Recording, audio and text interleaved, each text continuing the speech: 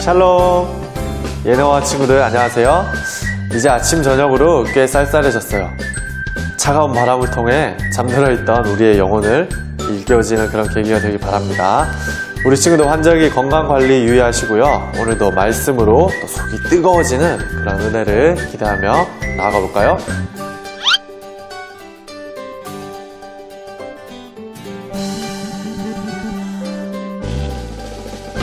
다 같이 화면을 보며 어안할 기도하겠습니다. 우리는 세상의 모든 어린이와 청소년들이 예수 그리스도를 알고 사랑하고 섬기게 되기를 소망합니다. 아멘. 이어서 힘차게 어안아 주제가 부르겠습니다.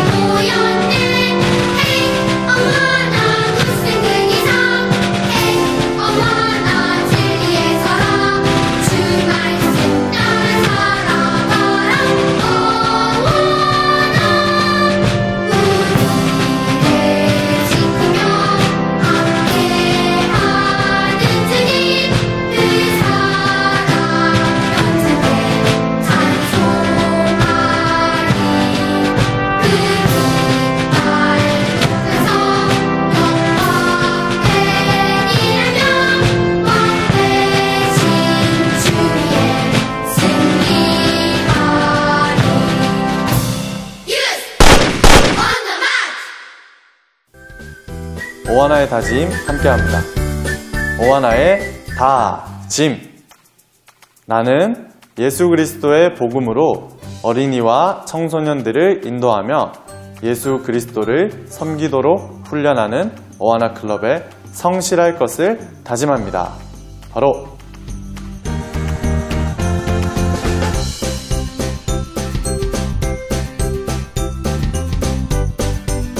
친구들 안녕하세요. 한 주간 잘 지냈나요? 알록달록 붉게 물든 단풍들도 이제 하나둘씩 낙엽이 되고 있어요. 코로나로 인해 여전히 힘겹고 불편하지만 단풍들이 낙엽이 되는 것을 보면 우리 하나님께서는 지금도 창조하신 대로 일하고 계시는 것을 알 수가 있습니다. 아무리 큰 문제가 터져도 시간은 계속 흐르고 계절도 바뀌고요. 하나님은 계속해서 일하고 계십니다. 즉 지금도 하나님이 우리와 함께 하신다는 것이죠. 임마누엘, 하나님이 우리와 함께 계신다. 임마누엘의 복을 누리는 우리 어하나 친구들 되기 바랍니다. 오늘 우리 친구들과 함께 나눌 내용은 바로 고넬료와 베드로에 관한 이야기입니다. 2주 전에 교회 학교에서 이 본문으로 말씀 들었었죠. 그때는 우리에게 있는 편견을 어떻게 극복할 수 있는지에 대해서 또 각 부서 전도사님들을 통해 말씀을 들었을 거예요. 베드로에게 큰 보자기 같은 그릇이 내려왔잖아요. 그리고 음성이 들리죠. 그 안에 담긴 동물들을 잡아먹으라. 베드로는 못 먹어요. 먹어. 싫어요. 부정한 음식은 먹은 적 없어요. 내가 깨끗하다고 한 걸 왜 네가 더럽다고 해. 베드로와 하나님 사이에서 티키타카 실랑이가 있었습니다. 오늘은 고넬료와 베드로의 다른 이야기를 나눠볼까 합니다. 친구들, 고넬료는 어떤 사람이었다고 성경이 기록하죠? 사도행전 10장 보게 되면 고넬료는 먼저 이방인이었어요. 100명의 부하가 있는 로마 군인이었습니다. 그런데 이 고넬료는 경건한 사람이었다고 또 합니다.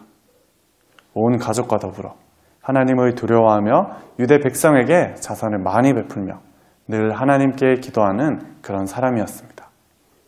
여기서 주목할 것은 온 가족과 더불어라는 점입니다.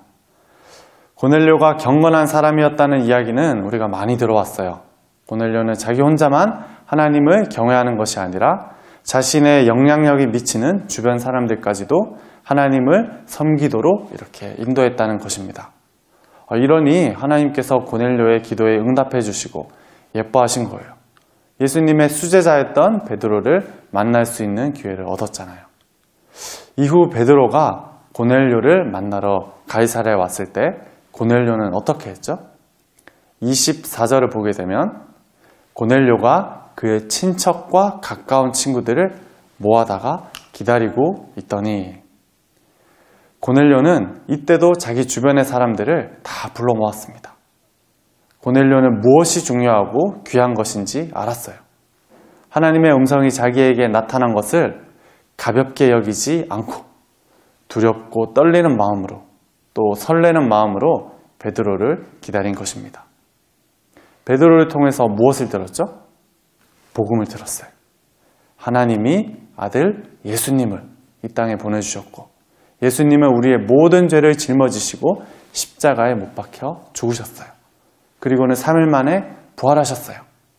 이제 그 예수 그리스도의 이름을 믿는 자들에게 영생을 허락해 주신 것, 복음, 그것을 들었습니다. 고넬료는 그동안 자기가 알고 있고 할 수 있는 그 범위 안에서 최선의 것으로 하나님께 기도하고 경외하고 백성들을 도와줬어요. 하지만 그것은 완전하지 않았습니다. 조금 2% 부족했어요. 그래서 하나님께서는 베드로를 통해 복음을 듣게 하신 것이에요. 그리고 결정적으로 고넬료와 친구들에게도 성령님이 찾아오신 겁니다. 하나님은 고넬료의 현재 상황 속에서 가장 필요한 것을 알고 계셨어요. 2% 부족한 고넬료에게 한층 더 믿음이 성장할 수 있도록 복음을 듣게 하시고 성령을 부어주신 것입니다. 자, 그렇다면 베드로는 어떨까요? 베드로에게는 편견을 깨는 것이 필요했어요. 하나님의 더 큰 일을 행하기 위해서는 베드로는 자신의 유대적인 그런 고정관념을 버릴 필요가 있었습니다. 하나님의 일에 걸림돌이 되었기 때문에 하나님께서는 그 순간 베드로에게 나타나셨어요. 베드로에게 필요했던 부분이 바로 그 부분이었기 때문이었죠. 베드로가 본 환상, 무슨 내용이라고 했죠? 큰 보자기 같은 그릇 내려왔는데 그 안에 베드로가 율법상 한 번도 먹지 않은 동물들 들어있었죠. 하나님은 그것을 먹으라고 하셨고요. 그래서 하나님과 베드로가 실랑이 하다가 하나님이 이렇게 마무리 지으셨잖아요. 하나님께서 깨끗하다고 하신 것을 내가 속되다 하지 말라. 친구들, 베드로가 누군가요? 베드로는 예수님의 제자였어요. 또 예수님의 죽음과 부활을 경험했어요. 베드로는 또 성령의 권능을 받아 병든 사람도 고쳤고요. 또 베드로가 성령에 감동되어 설교를 빡 하니까 3,000명이 회개하고 세례받았어요. 솔로몬 행각에서 또 설교하니까 5,000명이 듣고 믿었어요. 친구들, 이런 베드로 정도면 뭐 문제나 장애물 없을 것 같지 않나요? 하나님의 일을 하면서요. 그런데 하나님이 보시기에 베드로가 아직 깨지 못한 틀이 있었던 거예요. 그것이 바로 베드로가 갖고 있는 유대적인 고정관념, 편견입니다. 그래서 하나님께서는 지금 베드로에게 가장 필요하고 긴급한 일을 행하신 것이에요. 결국 어떻게 됐죠? 베드로는 이방인인 고넬료의 집에 가서 말씀도 전하고 이방인인 그들과 밥도 같이 어울려서 먹었어요. 원래 유대인들은 율법과 전통에 의해 이방인들과 한자리에 하지 않는데 하나님께서 이 틀을 깨주신 것입니다. 하나님은 복음이 유대인들을 넘어 전 세계 모든 민족에게 뻗어가기를 원하셨는데 베드로의 이러한 고정관념, 편견, 틀이 방해물이 되었던 거죠. 그래서 베드로에게 환상을 보여주시고 고넬료와의 만남을 통해 깨닫게 하셨습니다. 사도행전 10장 끝부분을 보게 되면 성령님이 베드로의 말을 듣고 있는 모든 사람들에게, 고넬료의 집에서 복음을 듣고 있는 모든 사람들에게 내려오신 거예요. 할례를 받은 사람들 베드로 따라갔거든요.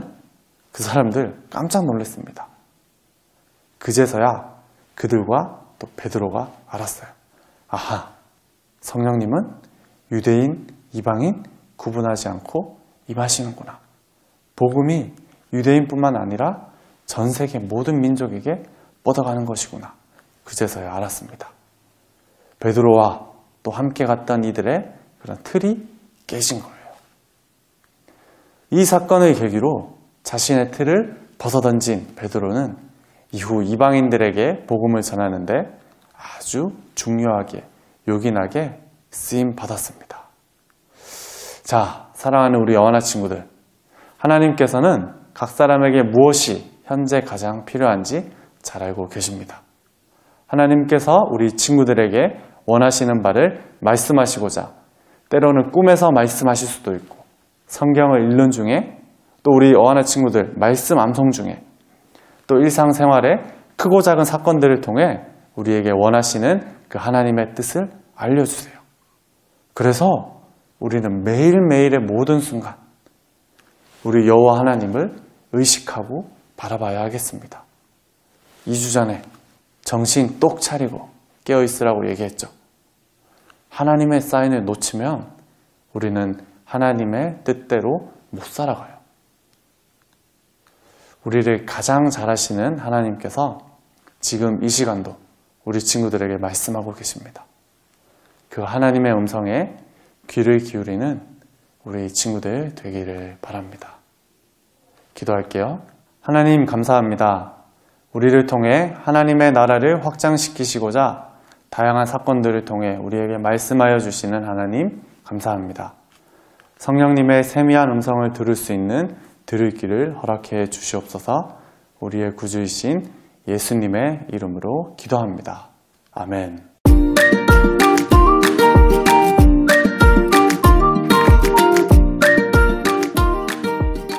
광고 및 시상 시간입니다. 이번 주에는 중요한 광고가 있습니다. 집중하세요. 사회적 거리두기가 1단계로 내려간 것 알고 있죠? 그래서 핸드북 중간 시상을 하려고 합니다. 우리 친구들이 교회에 나와 핸드북 시상품을 받아가시면 되겠습니다. 날짜는 11월 15일 주일 내일이죠. 3층 만남홀로 오시면 되겠습니다. 오전 11시 25분에서 11시 55분 딱 30분만 열리니까 시간 잘 맞춰 오시고요. 교회에 못 나오는 친구들은 방학식 때 시상하도록 하겠습니다. 내일 몇 시 어디요? 이번 주 핸드북 활동 내역은 뒤이어 나오는 자막을 확인하면 되겠습니다. 네, 그럼 우리 친구들 인사할까요? 우리 다음 주에 만나요. 안녕.